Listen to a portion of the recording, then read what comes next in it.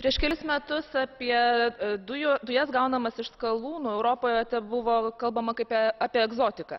Šiandien visame pasaulyje apie skalūnų dujų gavybą jau kalbame kaip apie technologiją, kuri po kelių metų galėtų pakeisti pasaulio energetikos balansą. Šiandien Europos parlamente svarstom du skalūnų dujų gavybos aspektus – ekonominį ir aplinkosauginį. Mano galva, reikia šias pusės atsakingai pasverti. Manau, kad dabartinė situacija yra nepatenkinama, todėl kad, pirma, kai kurios valstybės uždraudžia net skalūnų dujų tyrimus, remdamosis tik nepagrįsta baime dėl galimų ekologinių katastrofų. Antra, ši veikla beveik visiškai nereguliuojama. Aplinkosauginis reguliavimas tikrai nėra pakankamas, jau vien dėl to, kad nėra iki galo ištirta, koks Europoje galėtų būti tas poveikis. Todėl pritariu Europos parlamento nuostatoms, jog būtina kuo išsamiau ištirti sukeliamą poveikį aplinkai ir būtų pasirengimas kuo efektyviau reaguoti. Tokius tyrimus reiktų vykdyti nuolat, prieš pradedant, vykdant ir baigus gavybos operacijas. Turi būti nuolat peržiūrima sukaupta praktika ir tyrimų duomenys, bei reaguojama, jei pasirodytų, jog būtini vienokie ar kitokie teisiniai saugikliai.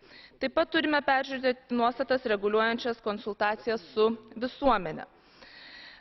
Kita vertus, skalūnų dujų gavyba neturi tapti pramonės šaka su išskirtiniu reguliavimu. Esu įsitikinusi, jog nėra būtina kurti naujų administracinių taisyklių, verslą apsunkinančių neproporcingais ir nebūtinais reikalavimais bei ribojimais.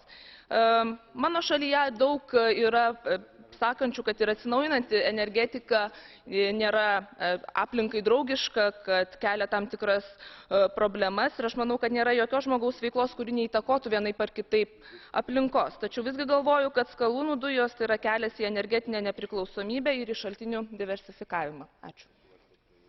Ačiū. Mrs. Klaas. Kolleginnen und Kollegen, eine ganz wichtige Frage, die wir beantworten müssen. Sie lautet, wie können wir klimafreundliche Energie zu günstigen Preisen erzeugen und unabhängig von den Energielieferungen aus Drittstaaten werden? Wenn wir hierzu eine ehrliche Antwort wollen,